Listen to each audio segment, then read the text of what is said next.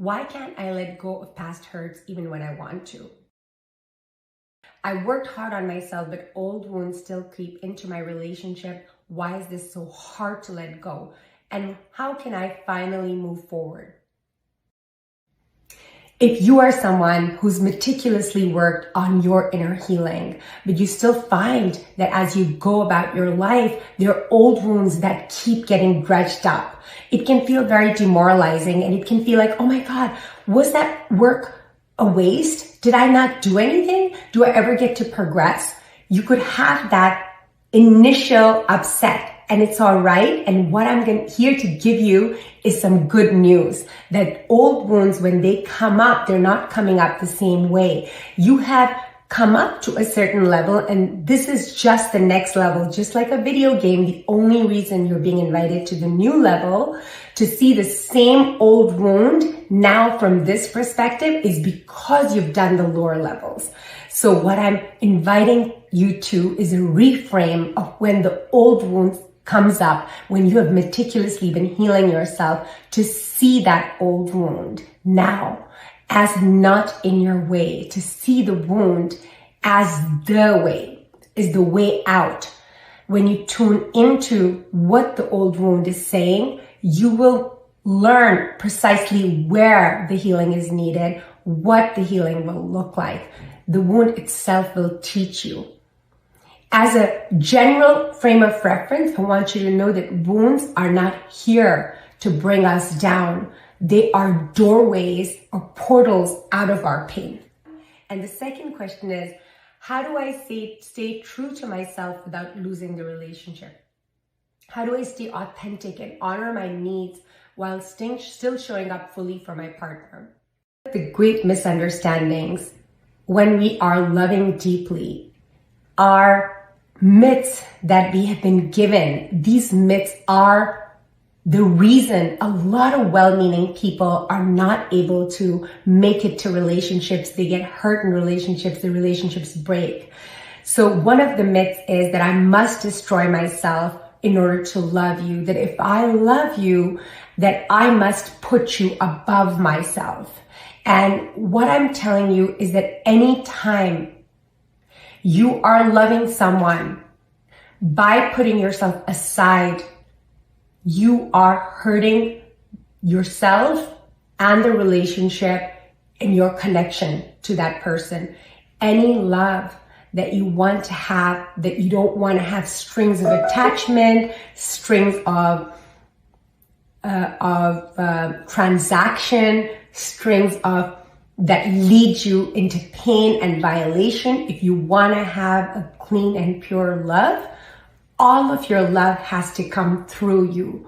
This means that you have to have a core-based love for yourself and regard and honor and respect for yourself, a full relationship with yourself, and you use that platform as a reference and you stem the relationship that you have for another person and the love that you have for another person from that. Even if you think about the word relationships, you have to relate to something so that you can have a relationship. You've got to have that base relationship with yourself. Anytime you are hurting yourself or you don't regard yourself, you don't take consent from yourself, and you are loving people by putting yourself aside, that is just a love that is a setup for failure. Sooner or later, you're going to get hurt. It is literally like you are hurting yourself while you're loving other people, and that is not love. I'm inviting you to a new way of thinking about love. I'm inviting you to reframing loving somebody as not requiring putting yourself aside, as requiring that you must love them with consent and honor and regard of yourself, that it has to come through you. It does not put you aside so that the love can come through. Why do I feel lonely even though I'm in a relationship? I love my partner, but I still feel alone sometimes. Why does this happen? And what can I do to feel more connected? There are so many of us who have full families, who have a very busy life, who have the experience of being in a crowd and being lonely. this can be very disparaging because it is very hard for us to maintain these relationships and to do what we need to do to have them. And it is very scary to be in a crowd and feel lonely. And when that happens, one of the places where you need to go back to the drawing board, go back to the core, is that you must work on healing your relationship with yourself. You must learn how to be in your own company. Sometimes we get the misunderstanding that relationships is about going out in the world and going to other people and creating relationships with themselves. However, any relationship that you and I have that is not based on a core relationship with ourselves is going to discard us so many times that it'll spoil even those relationships outside. So if you want to be immaculate in your relationship with other people, if you want to protect other people and your relationship with other people, then you must become very, very loving and caring in your relationship with yourself. You must begin to find company in yourself. It's not that I am by myself. You must think in terms of I am with myself. I have this moment where somebody invited me to a wedding and I said, I can't bring my partner. I'm going to be coming with myself. And this person was very concerned. They said, oh no, you're going to be alone. And I said, no, I just said, I'm not going to be alone. I'm going to be with myself. And I know it's weird the way I said it, and she was a friend and she gets me that this is the thing, but this is really how I'm inviting you to think that you are never alone because you are with you. To take the time to meticulously honor that relationship with yourself and to develop it just like you develop it with other people by doing what you say you will for yourself. Keeping promises with yourself, being with yourself in moments of pain and congratulation. How do I stop the same arguments from draining us? We keep cycling through the same arguments and I don't know how to break the pattern. How can we stop hurting each other in the same way? When I was working on my own relationship and I heard the concept that couples just fight about the same thing, they just are always, all arguments have a core thing that they fight about, and we in relationship psychology call it a dance. I was very offended because I felt that I come up with very new arguments every time, that my issues that I come up with are unique every time. But if you really come down to it and you study your arguments, if you can take altitude and watch your arguments, you will notice that each person is going to be fighting about the same thing. And it is literally convenient that you are having the same arguments. It would become much more complicated to resolve them and get on the other side if there were so many, and the reality is they never are, because our insecurities are the same. Our unhealed parts are the same. What if I were to tell you that every time we have an argument that we are invited to heal something inside us that is hurting? What if I were to tell you that every time we are in a relationship with someone that they are mirroring to us what we feel inside us for ourselves, that our relationships with our closest people mirror our relationship with ourselves at any given time? So if the relationship with this one person that I have is really good right now, then generally speaking, my relationship right now with myself is good too. And when it starts to become sour or I'm getting annoyed, I know that there's some annoyance that's going on inside us that I haven't addressed. If you're having the same argument, if you are having the same argument over and over again, it is very convenient because now you can take altitude, you can study what the argument is.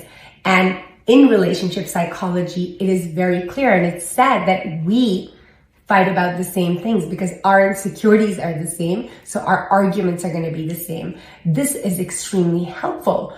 We can become objective. We can become neutral observers. We can, instead of being like this on opposite sides of the table, we as couples can get on the same side of the table and we can say, hey, let's put our head together. We're able to resolve so many things. Let's see, what is this pattern of ours? And how can we get ahead of it so that even when we are so dramatically involved in the argument, we can notice, oh my God, I'm doing that thing again. Oh my, and when this person does this, I do that, and you notice it and you get ahead of it. So when you notice a pattern in your relationship, it is something that you can use as your power to get on the other side of it. How can I set boundaries without damaging the connection? How do I create healthy boundaries that make me feel safe, but still nurture the intimacy and connection? One of the things I love to remember that my professor, Dr. Mary Hulnick, would say often is that boundaries are not barriers to your heart. And many times we will use boundaries as electric fences. We will use them instead of something that reminds us on where I end and you begin. And for them to be healthy, we can use them as armors that trap us in, that become our prison. So you want to make sure that when you are talking about boundaries, you want to tune in and ask yourself this question: where am I creating my boundaries from? Am I creating my boundaries from a place of fear, or am I creating them from a place of loving?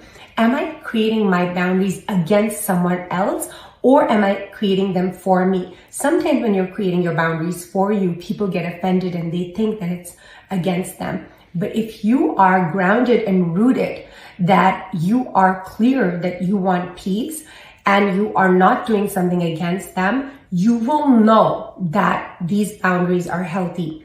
One of the indicators of knowing that your boundaries are healthy is that you don't have that burn. You don't have that urgency. You don't have that threat that if I don't do this boundary, that will happen. You create the boundary from an ownership. From an ownership, like not like drive it like you stole it type of living, like drive it like you own it type of living, to not pull from something that is your right, has always been your right anyway, which is your choice on how you choose to live your life. And you want to make sure that those boundaries are not becoming things that are holding you in, that are closing you in. That they're not becoming walls. They're not becoming electric fences. How do I know if this relationship is right for me? How do I evaluate whether to keep fighting for this relationship or if it's time to walk away? What signs should I look for? The quick answer is that anytime you're in a relationship where it has become difficult for you to live into the qualities and the values that you like to have, when it has become difficult for you to be you, it is time to leave. The longer answer is to understand that love and relationships are different. Love, by virtue of its being, is unconditional. You can love somebody before they're born, after their death, when you're divorcing them. But relationships, by virtue of what they are agreements. They require agreements. They require conditions. When you love somebody with the rules of relationships, conditional rules of relationship, the love suffers. When you go to relationships and you start to become unconditional there, the relationships suffer. Yes, there is a marrying in between. Yes, there is a spectrum in between. But to understand that you could actually love somebody and still choose to leave them. You could want to be with them because you love them, to have a desire to, but if they are somebody who cannot keep agreements, one agreement after another agreement, you can love them, but you can't have a relationship with them. You can have a situationship, you can think you have a relationship, but if having a relationship with them requires for you to constantly undermine your relationship with yourself, then you are asking for trouble. You are then going to become somebody who's going to have a really, really hard time leaving. And then you are coming into the realm of codependency, which, by the way, is healable. I myself have healed my codependency, so I know for sure that other people can do the same. How do I rebuild trust when I'm still hurt? I want to move forward, but the pain of betrayal lingers. How can I rebuild the trust without feeling like I'm losing myself in the process? When your trust has been shaken and the ground's been pulled from beneath you, when the people that you have trusted the most have betrayed you, the kind of trust that you must develop at that point has to be a core of self-trust. Self-trust is like, I don't know what's going to happen to me. I don't know whether people are going to be loyal to me, whether they're going to cheat on me, whether I'm going to be able to trust the intelligence, the beauty, the money, the whatever I have. I don't know what's coming for me. But what I do know, what I know for sure, whether somebody loves me or doesn't, whether I have something or not, what I know for sure is that I'm going to be by my side, that I'm going to figure it out, that I'm never going to let myself go, that I'm not going to turn against myself. As long as you know that, as long as you go through different things with yourself and give yourself real evidence that you don't turn against yourself, you create the self-trust that becomes the basis of all other trust. If you have not created the time and space to rebuild that self-trust, then your trust is going to be a moving target. It's almost like trying to do a very intricate yoga move while the drishti or your focal point is something that keeps moving. You are going to not feel secure anymore unless you create such a deep rooting within yourself that you are able to bring yourself to safety no matter what is going on. When somebody gets hurt to their core, no other trust other than self-trust can work. And self-trust is like, I don't know who's going to love me or not. I don't know who's going to be with me or not. I don't know whether I'll be able to rely on maybe the education, the money, the beauty, whatever it is that I have. But I know one thing for sure. I know for sure that whatever happens and who's with me or isn't, I'm never going to leave my side, that I'm going to always be with myself, that I'm going to stick it out and help myself and never turn against myself, no matter how ugly I look, even to myself. I am never going to let myself get hurt. Like, I'm never going to leave my side. I can trust me. And that trust is something that has to be earned. You have to earn that trust with you by going through various things that maybe invite you going against yourself, you being mean to yourself, you not wanting to support yourself, and instead choosing to support yourself, to be there for yourself. Being there for yourself in moments of congratulation, in moments of pain, just like you build trust with other people, you build trust with yourself first. When you are broken and hurt in a relationship that shakes you to your core, no other trust can work other than first building your core of self-trust, that no matter who's going to be with me or not, I'm going to be by my side. Whether other people love me or not, I will love me. All trust has to stem now from this deep rooting of self-trust that you have within you. Why does my partner's behavior trigger me so much? Why do my partner's actions sometimes trigger such an intense emotional response in me? Is it them or is it me? So this is a very inconvenient answer, but in a relationship, the reality is that we are each other's mirrors. So when I get annoyed by someone, I have the idea that it's that person who's annoying me or hurting me, but it is impossible. No human thing or situation is powerful enough to alone to be able to hurt you. It has to be that hurt is still inside you, that is unhealed. When we have partners, when we are in relationships and we get annoyed, it is extremely helpful for our emotional psychological development, because You want to notice where you are getting hurt because that allows and highlights precisely what needs to heal. When I'm working with people who are not in a relationship, maybe they've come out of a very bad relationship, they're here to heal, and they are not getting annoyed by anyone because they have created safe lives where they say no to 100 things and now they don't get annoyed by anything. So it's harder for me to help them heal because it's harder for them to be in that place that is illuminated for them, that is saying, here's where the healing is needed. So it is a gift for us when our relationship illuminates that here are the places that we are getting hurt and annoyed, because all of those places are the places where we need healing. And the idea when you do find those places is to become quiet, tune in, and become curious about what the hurt is. Why is it happening? To love yourself in the place of hurt. And as you love yourself, it heals. And when it heals, it frees itself. How? Because healing is the act of loving the parts inside that hurt.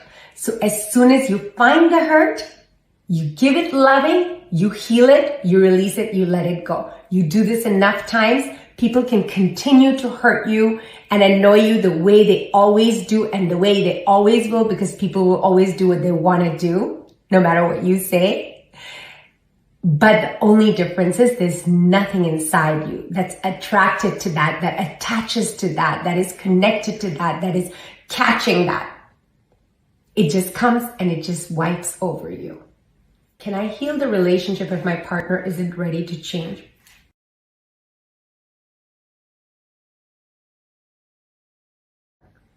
Most of the people I work with don't come as couple. There's usually one person who's saying, listen, I'm totally fine. There's something wrong with you. Why don't you go and you heal yourself, go get yourself fixed and then come, because it's really not my problem.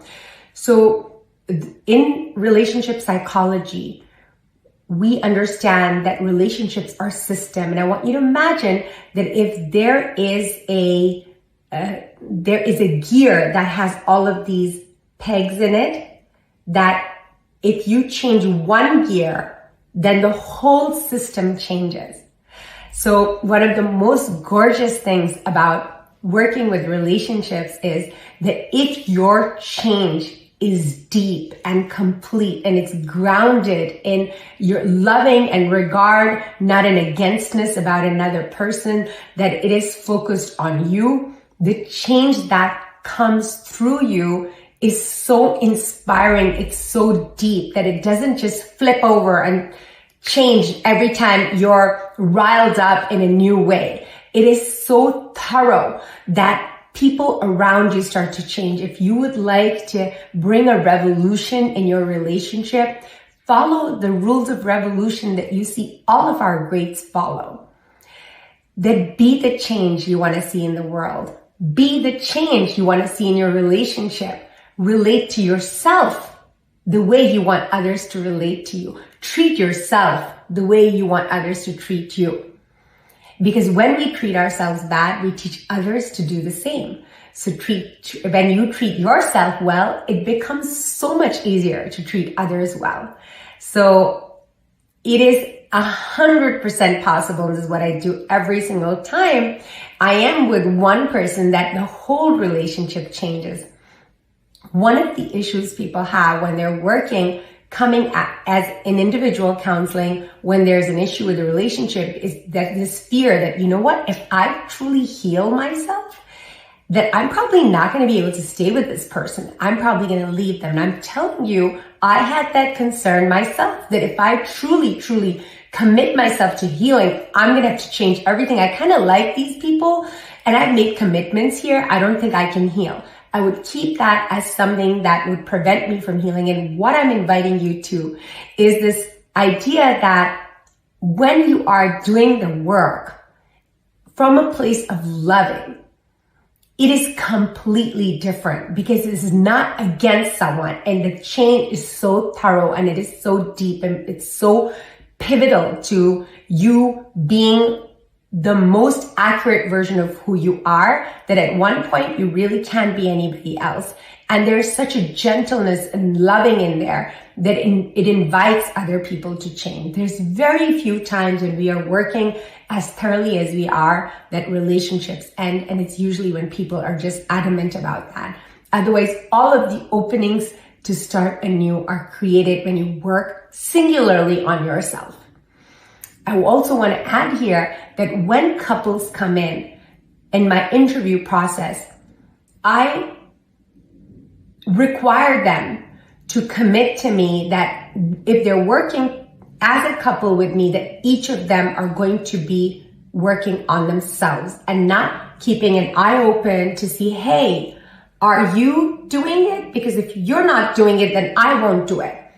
So I require that they must keep the focus on themselves and not keep an eye on the other person to see if they're progressing, and only if you progress, then I'll progress. How do I love without fear of losing? I want to love deeply, but I'm terrified of losing them or being hurt. How can I let go of this fear and trust in the relationship? The way to love deeply without getting hurt is to follow the love clarity method. What in the world are we going to do if we don't allow ourselves to love deeply? What really is love worth if you're constantly concerned about not loving deeply? However, people who have gotten truly, truly hurt, like myself, understand that there has to be a method that allows you to do that without a fear of hurting yourself and others. And my request is that as you're doing the acts of loving, to pause and to check in with yourself. Are you loving from a place of guilt, over responsibility, role playing, or transaction? If you're loving from any one of these 4 places, it's actually not love. It's actually anxiety that is going to be relieved only momentarily. And once you let go of that, it's going to come back. So I want to take that crown off of my head that says, oh, when I love out of guilt, when I love out of over responsibility, I'm being so good, because that's what, is popularized about love. And it's just not real. And it's one of those myths that spoil love.